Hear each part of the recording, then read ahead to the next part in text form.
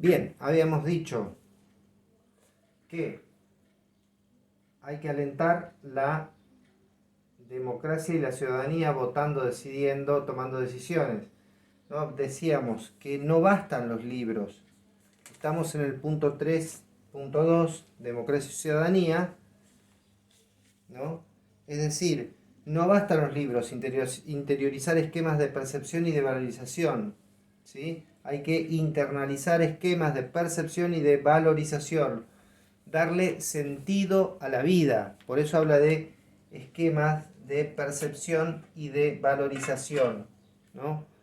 Habla el autor acá de que no basta solamente con darle acceso a los libros a niños, niñas, adolescentes, sino que lo que hay que promover es un sentido a la vida, un sentido de la vida. La vida tiene un sentido, no está todo perdido, no es todo tan salir del esquema de la dramatización de que no hay salidas, no hay alternativas, no hay caminos, no, hay que orientar a la búsqueda de sentidos en la vida para encontrar esos caminos, para encontrar esas salidas.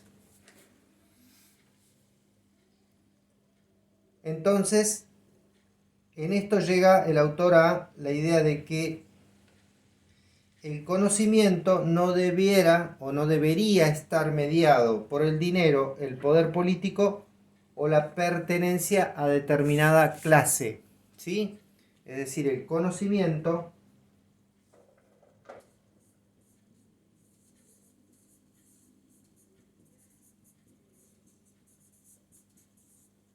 debe ser accesible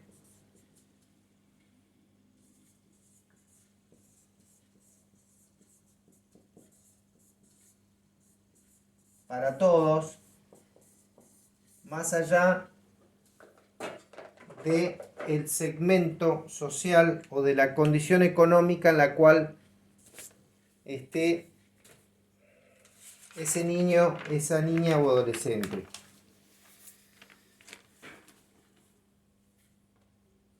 Entonces, bueno, todo esto que estamos describiendo y puntualizando, imagínense cómo se complejiza en este contexto de aislamiento obligatorio, ¿no? Donde no tenemos acceso a la institución que posibilita la reconstrucción de esos lazos sociales y poder trabajar en términos pedagógicos en función de ese objetivo de reconstruir los lazos sociales. Bueno, el autor va a hablar que hay reformas necesarias que para que sean exitosas, ¿sí? deben tener una combinación óptima de recursos y estrategias, ¿sí? Una reforma del sistema educativo,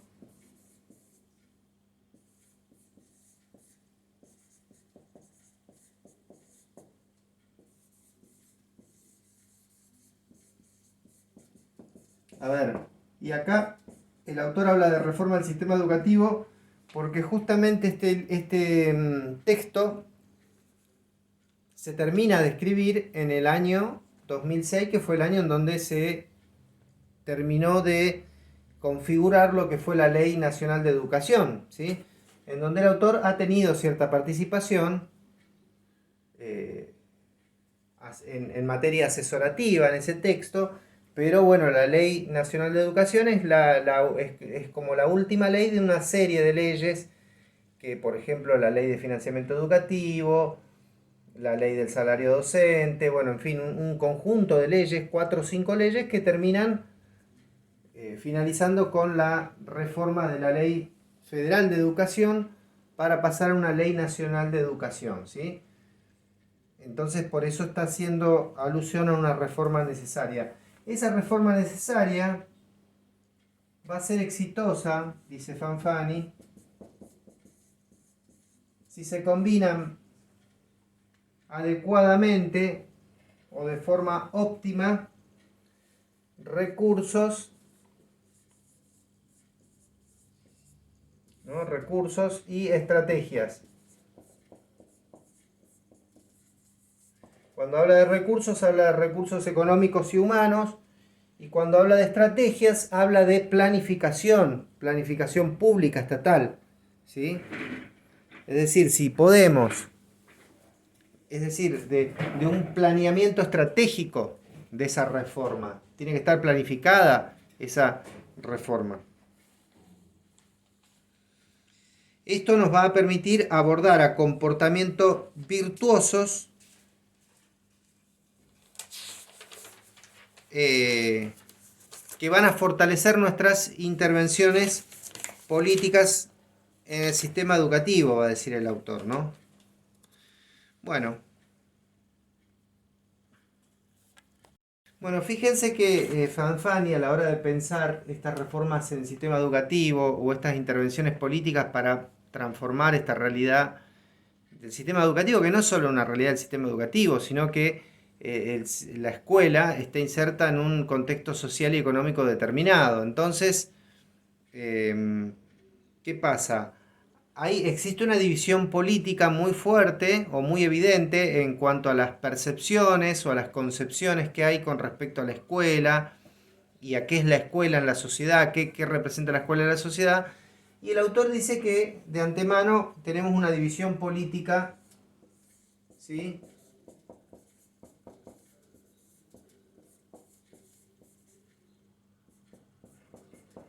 ¿Sí? Una división política, va a decir Fanfani, que, vamos a ir acá para arriba, esta división política genera una monopolización de algunos conceptos, ¿no? Monopolización de algunas ideas y conceptos, ¿sí? Monopolización, ¿qué quiere decir? Es decir, acaparamiento, es decir, apropiación, podríamos decir, por utilizar otra palabra, de algunos conceptos.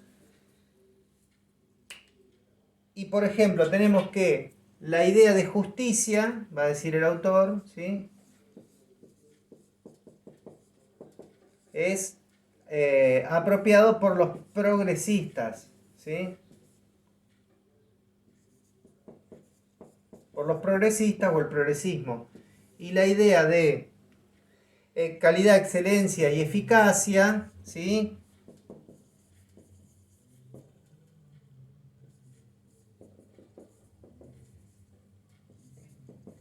Y eficacia es monopolizada por los conservadores.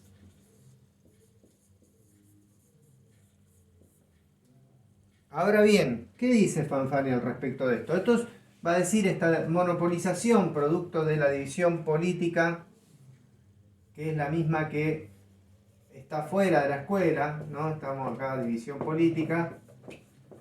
Va a decir el autor, genera falsas antinomias.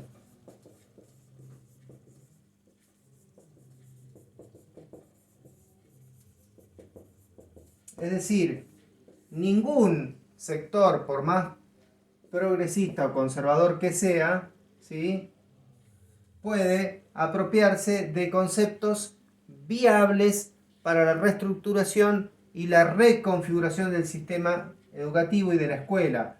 Es decir, no se pueden apropiar ninguna tendencia política e ideológica de la idea de justicia, de la idea de calidad, de eficiencia y eficacia, ¿no? Es decir, lo que tenemos que hacer, va a decir el autor, es generar alianzas e intervenciones en conjuntos. Y acá hay una idea, acá hay de trasfondo un postulado democrático, ¿no? De justamente de tratar de integrar e internalizar conceptos que son defendidos o están monopolizados por espacios políticos divergentes y ponerlos en función de un proyecto en común, de un objetivo en común, que es la mejora del sistema educativo en América Latina, ¿sí? Y ahora sí, pasamos finalmente al capítulo 2, que se titula Escolarización con pobreza. ¿Sí?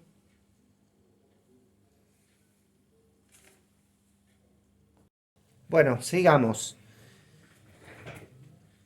En este capítulo de escolarización con pobreza, el autor va a trabajar estadísticamente algunas problemáticas que están vinculadas a la situación de la pobreza o de la desigualdad económica, ¿sí? Es decir, vamos a encontrar que en la década de los 90, ¿sí? Él está escribiendo en la primera década, a mitad de la primera década del siglo XXI, analizando un poco lo que está pasando en esa primera década del siglo XXI y también mirando retrospectivamente lo que pasó en los 90, en la última década del siglo XX. Entonces, en la década del 90, dice el autor, tenemos masificación de la escolarización con desigualdad social. ¿Sí? Es decir, tenemos aumento de la pobreza,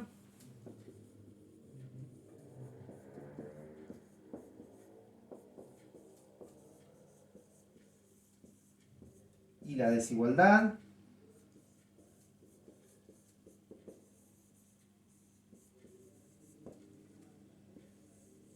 En paralelo con una suerte de masificación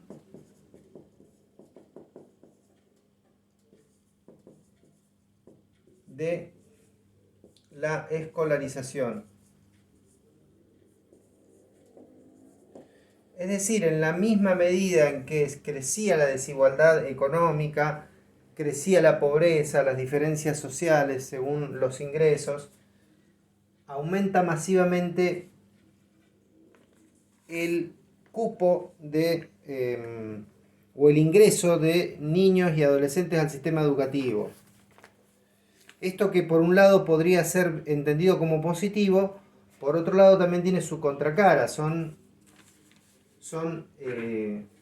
un aumento de la escolarización en un contexto de pobreza. Son niños pobres que muchas veces también recurren a la escuela como la última trinchera de resistencia cultural, ¿no? Es decir, como el último lugar en donde poder encontrar una suerte de, concretamente, donde poder encontrar incluso comida, alimento, que de pronto no lo tienen en su contexto social y familiar.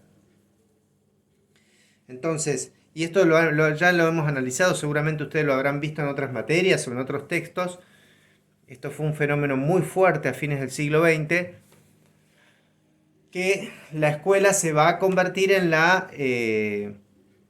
en esto que decía al principio, ¿no? La última trinchera de resistencia contra la injusticia económica, la injusticia social, contra un sistema de producción cada vez más excluyente y más indigno. Entonces, en la escuela uno encontraba al menos eh, un amortiguamiento de esa realidad cruel que se vivía en el ámbito social, socioeconómico de nuestro país y de la región. Bien, entre niños de 7 y 12 años, va a decir Fanfani, ¿sí? Entre niños de 7 y 12 años tenemos prácticamente una escolarización del 100%, ¿sí?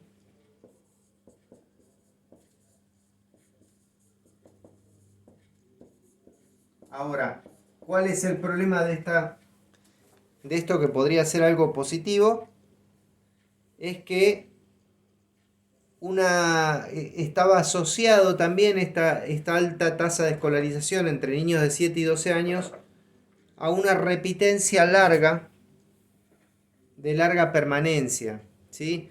Estamos hablando de niños, niñas y adolescentes que repiten muchas veces, no pueden avanzar en su trayecto educativo, no pueden pasar de grado, y esto da cuenta de esta repitencia, ¿sí?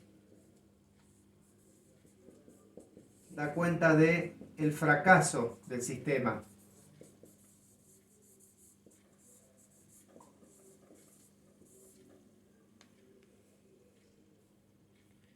Bueno,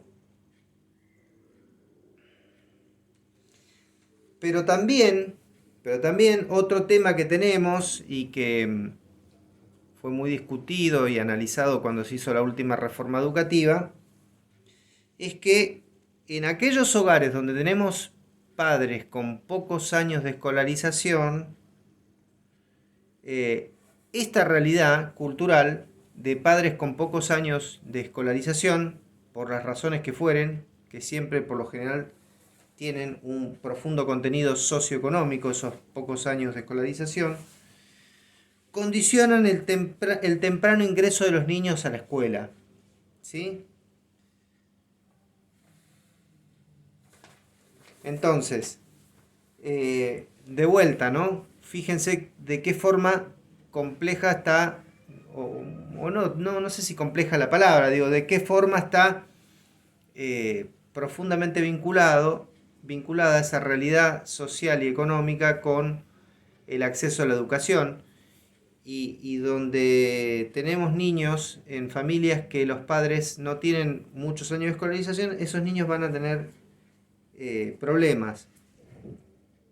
También vale decirse que la contracara de eso puede ser que, como muchas veces ha pasado y pasa en muchas familias, aquellos padres que tienen pocos años de escolarización justamente se preocupan doblemente para que sus hijos tengan la posibilidad que ellos no tuvieron de poder ir a la escuela, de valorar la escuela. Digo, ¿no? Pero no siempre es así.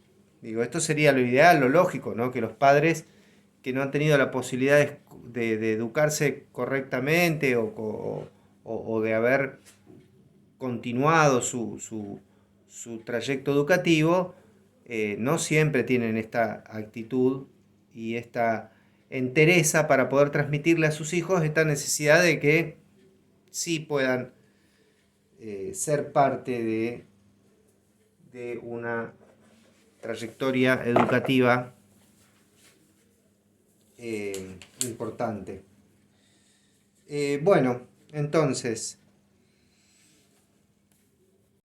otra cuestión importante de estos análisis que vamos a tener en este capítulo 2 es entender y comprender que la tasa de escolarización va a estar vinculada al nivel socioeconómico que se ocupe, ¿no? ¿Y qué pasa? Y también no solo por la cuestión de si se ingresa al sistema educativo o no se ingresa, sino que aún ingresando al sistema educativo, ese ingreso es un ingreso en condiciones desiguales, ¿no? No es lo mismo el ingreso al sistema educativo de un niño rico que de un niño pobre. Un niño pobre ingresa en condiciones de desigualdad, ¿sí? Porque esas condiciones de desigualdad son previas, ya existen previamente en la sociedad en la que vive, en el mundo social en el que se mueve y se desarrolla, y existe en el seno de su familia. Entonces, esta desigualdad al acceso en el nivel medio, acá ya está hablando del nivel medio el autor, ¿no? Trae aparejadas ciertas dificultades para poder continuar el trayecto educativo y formativo en el nivel universitario, ¿sí? Un estudiante, un adolescente que ingresa en condiciones económicas desiguales a la escuela media, va a tener más dificultades para acceder a la educación universitaria o superior no universitaria. Bueno, fíjense, por ejemplo, el nivel educativo de los adultos, ¿sí? En el 10% más pobre, el tiempo o la tasa el tiempo de trayecto educativo, fíjense, ¿no? En el 10% más pobre de la población,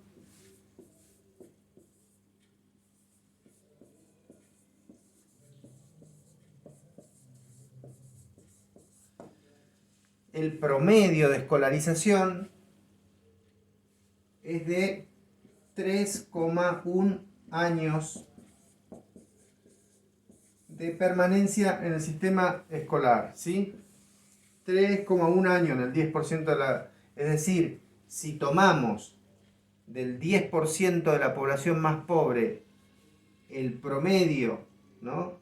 En términos estadísticos, censales, de cuántos años de permanencia del sistema educativo, vamos a encontrar que en el 10% más pobre es de 3,1 años de permanencia del sistema educativo. Ahora, analicemos el 10% más rico, según los datos estadísticos, ¿no? El 10%.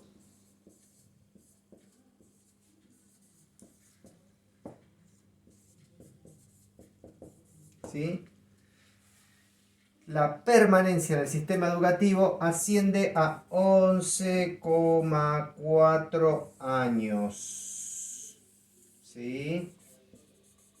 Siempre el promedio es una cifra media. Bueno, esto es el problema de la escolarización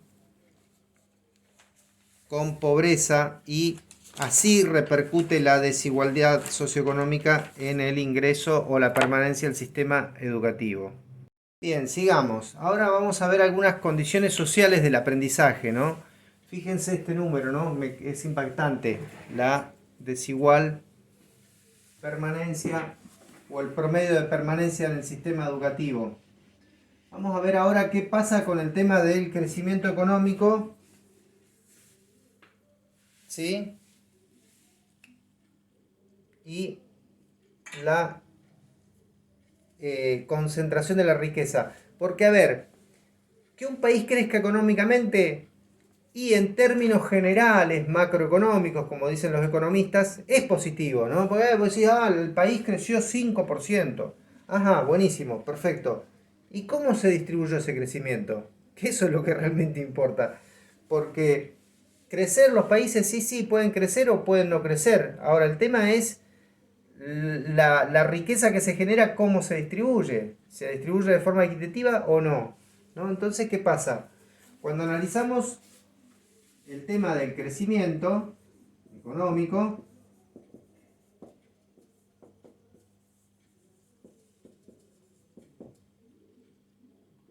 hay dos cuestiones que no van de la mano, ¿sí? Porque ¿qué pasa? Muchas veces hay crecimiento económico, entonces hay mayor inversión, ¿sí?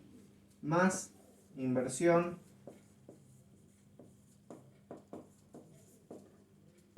en educación, ¿sí?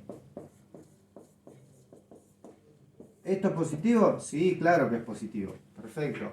Hay que ver también cómo está planificado, según lo que decía Tenti Fanfani, cuál es la estrategia con la que se promueve esta inversión en educación y cómo se utilizan los recursos económicos y humanos en esa inversión educativa. Ahora, por otro lado, tenemos más inversión en educación, pero también más concentración de la riqueza.